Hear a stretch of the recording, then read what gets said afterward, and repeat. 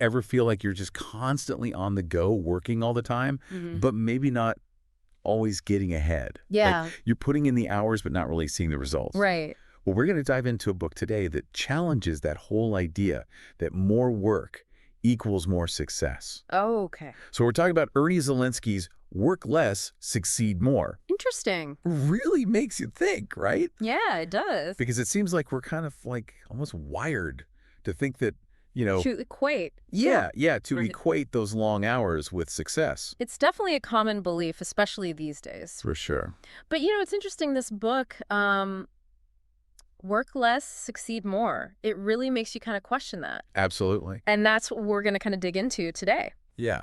And in this deep dive, we're really going to unpack that whole concept. Okay. And Zelensky starts right off the bat, talking about this overwork myth. Uh-huh.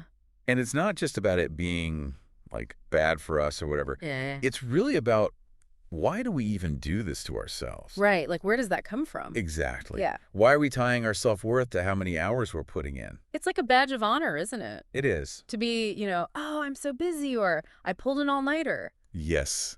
Even when it's not really getting us where we want to be. Right, exactly. And that's what's so fascinating about this concept of, rest and strategic idleness. Okay. Because Zelensky argues that those things are not actually productivity killers, Interesting. but they're actually secret weapons to boosting creativity and effectiveness. Oh, I like that. Secret weapons. Yeah. So it's like we need that downtime to actually do our best work. Exactly. He gives this great example in the book of this entrepreneur who is just on the verge of burnout. Oh, wow. Business is suffering, and then he's forced to slow down.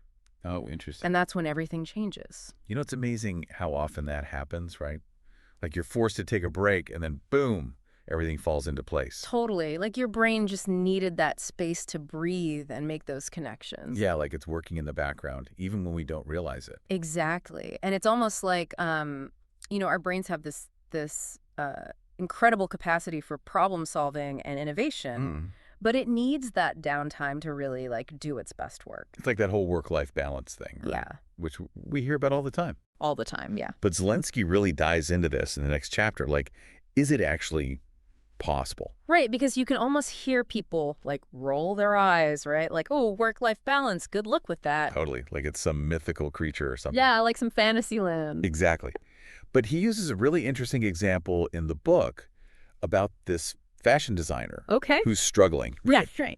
She's got a major creative block. Yeah. And it's only when she's kind of forced to take a break right that she comes back and all these new ideas come flooding in. Feels like that forced break sparked something. Yeah. But how do we actually do that in the real world? Because most of us don't have a forced break just magically appear. Right, exactly. And that's one of Zelensky's key points, is that we need to be as intentional about scheduling downtime as we are with our work tasks. Okay. Treat it as an important meeting that you cannot reschedule. I like that. That's how we give ourselves permission to actually rest and recharge. So it's like putting it on the calendar, literally blocking out time. Exactly. Because if it's not scheduled, it's too easy to let it slip away. It totally is. And then we end up right back where we started, feeling burned out and overwhelmed. Absolutely. So are we saying that we should all be ditching our to-do lists and just heading to the beach? Well, not quite. Okay, good. Because I do love a good to-do list. Me too. But it's about finding that balance, right? Right. It's about recognizing that rest and downtime are not indulgences. They're actually essential for our productivity and well-being. They're an investment. Exactly. It's funny, we're always talking about being busy, busy, busy. Right. But are we busy doing the right things? That's what I want to know. That's the question, isn't it? Yeah, because Zelensky really challenges us in this next chapter, chapter 3. Okay. He talks about working smarter, not just harder. Okay, I hope that. And he uses this really interesting example of a salesperson. Okay. Who's making all these calls, just going, but not really seeing results. Yeah. And it's not until they kind of shift their focus to really hone in on the best leads. Right. Instead of just trying to chase after every single one. Trying to do it all. Exactly. It's like you can't boil the ocean, right? We only have so much time and energy. Exactly. So how do we, make the most of that? And I think that's something that we all struggle with, right? It's so easy to get caught up in that day-to-day, Oh, totally. checking things off our list, but not really thinking about, like, are these the right things to be checking off? Yeah. Are these actually moving us forward? Exactly. So are you saying we should, like, throw out our to-do lists? Well, no, not necessarily throw them out, Okay, good. but prioritize. Okay.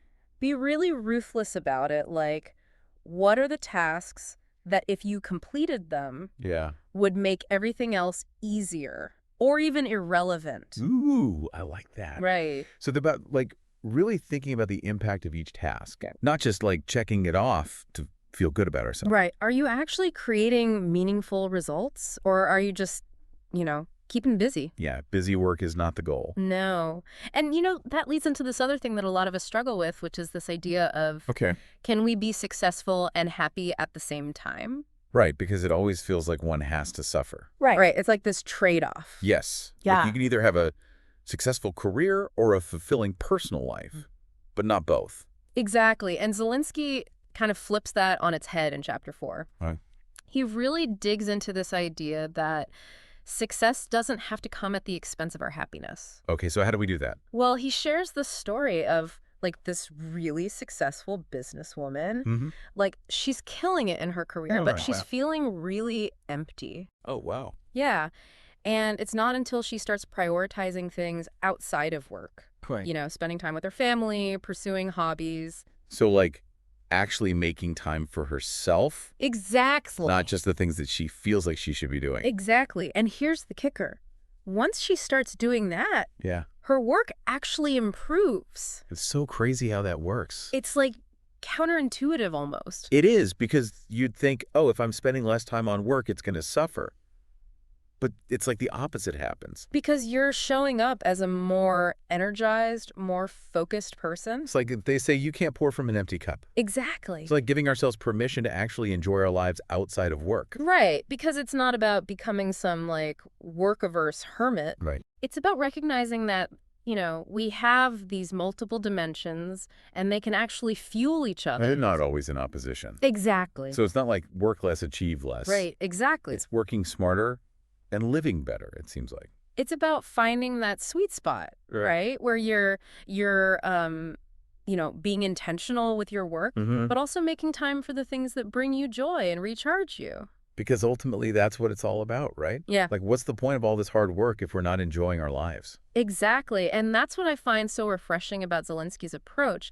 It's not just about, squeezing every last drop of productivity out of ourselves. Right. It's not about burning ourselves out. It's It's about creating a more sustainable and fulfilling way of living and working. So as we kind of wrap up this deep dive into work less, achieve more, what's your, like, biggest takeaway? What really resonated with you? For me, it's that connection between our well-being and our success. Okay. Like, it's not one or the other. They're intertwined. It's that holistic approach. Exactly. So it's not just about what we're doing at work. It's about how we're taking care of ourselves outside of work as well. Right, because when we're feeling our best, we're able to show up as our best selves in all areas of our lives, including our work. It's like that saying, you can't pour from an empty cup. Exactly. Well, there you have it, our deep dive into Work Less, Achieve More by Ernie Zelensky. Hopefully this has given you all some things to think about, maybe even inspired you to rethink your own relationship with work and success. Until next time, keep exploring, keep learning, and keep diving deep.